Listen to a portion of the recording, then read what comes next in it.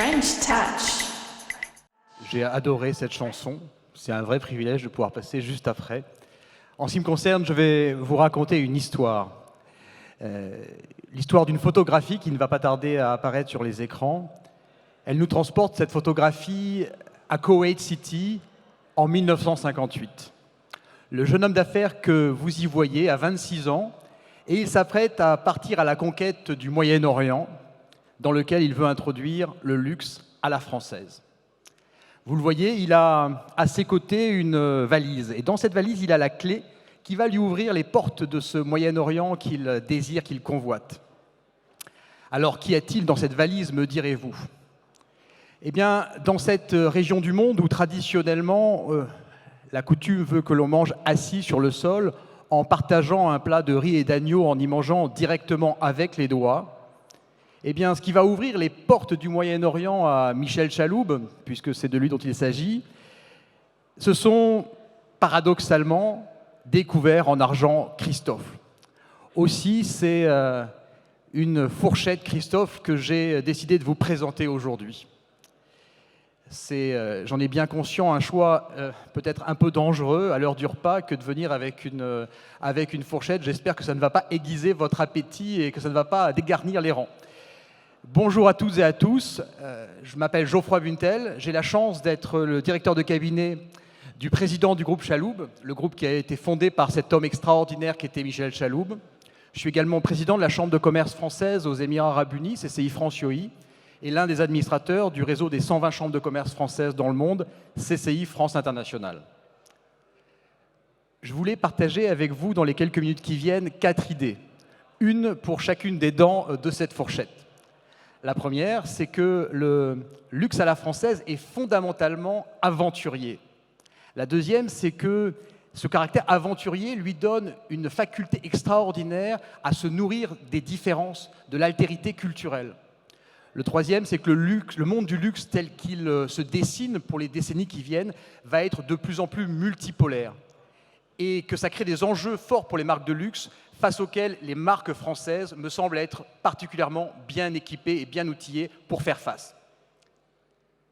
Le premier point, donc, c'est que le luxe à la française n'est pas du tout un luxe immobile, un luxe ouaté, un luxe confortable, un luxe des nantis. C'est au contraire un luxe explorateur, pionnier. Son ADN est vraiment de voyager et d'aller à la rencontre des cultures. Je voulais partager avec vous, évoquer avec vous la figure d'un explorateur français qui a beaucoup contribué à l'expansion du luxe dans le monde, Jacques Cartier. Alors pas l'explorateur qui a découvert le Québec, bien entendu, mais le joaillier. Et j'ai une anecdote à vous raconter à ce sujet. J'étais récemment au Bahreïn, qui est un petit pays dans le golfe Persique, dans lequel le groupe Chaloub opère, et j'étais avec la directrice pays du groupe Chaloub, qui est elle-même bahreïnie, et dont le grand-père, l'arrière-grand-père pour être exact, était le plus gros producteur de perles au Bahreïn. Et il avait rencontré effectivement Jacques Cartier en 1912. Et le lendemain de cet échange avec elle, je tombe sur cette photo que vous allez bientôt voir, qui est dans la salle d'entrée de la Chambre de commerce française au Bahreïn, où on voit justement Jacques Cartier assis à côté de l'aïeul de cette collègue, dans sa gandoura noire. Et Jacques Cartier essaye de négocier l'approvisionnement de la maison Cartier dans les plus belles perles du monde. Et c'est aussi Jacques Cartier, je l'ai appris récemment, qui a implanté la maison Cartier en Inde. Depuis 1911, figurez-vous. Et cette longue histoire, cette longue relation entre Cartier et l'Inde a notamment donné naissance à cette collection iconique qui est Tutti Frutti, qui est souvent présentée comme le mariage entre la royauté indienne des Maharajas et le meilleur du design moderne. Donc voilà, le luxe français, il est vraiment explorateur. Et c'est ça qui lui donne cette formidable capacité à faire son miel des différences culturelles. Ça commence par le choix des matériaux. Vous trouvez dans d'autres cultures artisanales, dans d'autres géographies, en Asie par exemple, une approche un peu différente qui consiste plutôt à pousser à son point extrême de sophistication la maîtrise des matériaux locaux. Au contraire, dans le luxe à la française, il y a toujours eu un appétit pour des matériaux venus d'ailleurs. Les perles, on vient d'en parler, les soieries, les porcelaines, les pierres précieuses, les épices, les aromates, les fragrances comme l'ambre, l'encens. Évidemment, ces matériaux, ils ont une rareté qui leur donne une certaine valeur, mais surtout, ils ont une poésie, c'est une invitation au voyage. Et plus encore, parce qu'ils ne rentrent pas habituellement dans les processus de fabrication locaux, ils obligent à faire les choses, à voir les choses différemment. Et dans ce déséquilibre, dans cette tension, il y a vraiment quelque chose qui provoque la créativité et qui provoque l'innovation. Et d'ailleurs, cette fourchette, telle que vous la voyez, elle est un magnifique exemple de la fécondité des échanges dans l'espace et dans le temps. Ce sont les Byzantins qui l'ont définie et développée telle que nous la connaissons aujourd'hui, les marchands vénitiens qui l'ont amenée en Italie, et Catherine de Médicis qui l'a amenée à la cour de France, d'où elle a connu la postérité que nous lui connaissons.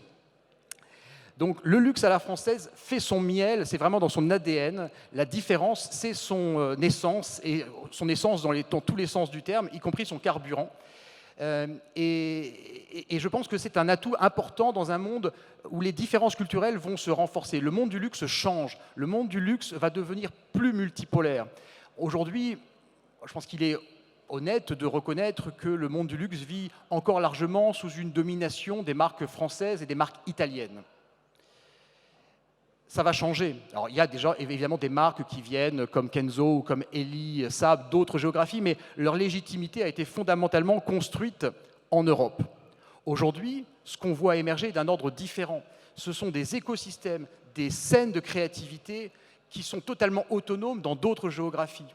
En Asie, en Inde, au Moyen-Orient, pour ne citer que ces géographies-là.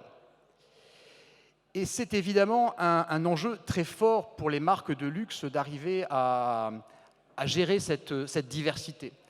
Il me semble que les marques de luxe françaises sont particulièrement bien outillées pour y faire face. Parce que l'enjeu, si vous voulez, c'est le suivant.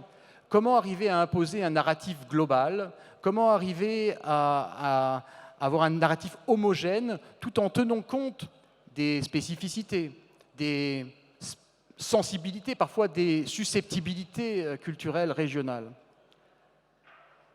Quelques exemples de partenariats locaux qui me semblent intéressants, que je voudrais évoquer avec vous. Par exemple, l'exposition qui a été lancée la semaine dernière au Louvre Abu Dhabi, par Cartier à nouveau, Cartier Inspiration islamique et design moderne. De la même façon, l'exposition en cours à l'Institut du monde arabe, Parfums d'Orient, qui est soutenue par le groupe Chaloub, est un bon exemple de ces partenariats très forts entre des marques de luxe globales et des institutions culturelles qui sont très ancrées dans leur territoire et dans leur géographie. Mais s'adapter aux nouvelles géographies, c'est aussi s'adapter aux usages de ces géographies, et notamment en s'adaptant à ces usages. Et vous regardez comment cette fourchette Christophe s'est adjoint des baguettes Christophe dans le nouveau mood Asia. Embrasser de nouvelles géographies, c'est aussi embrasser de nouveaux univers, comme par exemple le monde du métaverse. Et Christophe, dont je salue la présidente, Émilie Metsch, qui est au premier rang, s'est aussi lancé dans la création d'un NFT, à la pointe de l'innovation. Voilà, je ne vais pas être plus long et j'espère que cette fourchette ne vous aura pas laissé trop sur votre faim. Je vous souhaite maintenant un bon appétit puisque cette fourchette était la dernière chose qui vous séparait de votre repas. Merci à tous et bon après-midi.